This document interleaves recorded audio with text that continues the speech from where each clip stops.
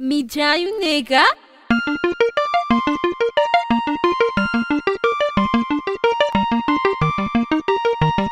Eze, grave mpiandraingany ze sta teknikan'le mijany fa ahoana le sangana tamatony le ry aiza an'le ry any miaraka amin'ny baiboly de akanjo fosy mbe serenany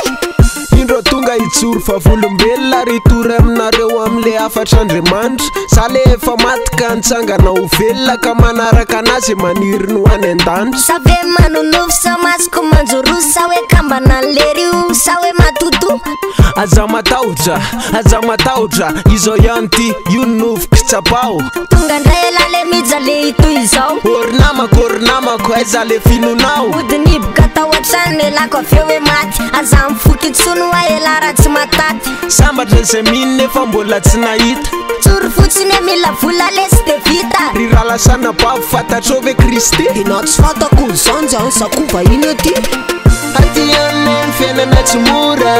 aty aminay ny fiainana tsy mora samy manao zay hitadiavam-vola samy manao zay hitadiavam-vola misy milaza fa izy mpaminane any aminazy no misy famonjena ka ovonjeno zay rehetrarehetra manome zay manome azy nampafolo-karena ho anareo izay manan'olana aza misalasala ty amina misy faolana sa le maity raha mijama vita fagagana mamadika ao ny sakana ho lasa ganagana ehoany zany raha hoe te anakarena tsy olany zany neny afa vola lomena na omeo analony ny ampafolo-karena vitatsika zany amin'ny alalany tiktak to na ianao inge afaka vaditsika sinoe fohay materinandro ary tolomoko tsy metsika masinao mijery saina lomiketrika ampitakataby raha tiktak to mbambara ho anao hoe zay voalaza masina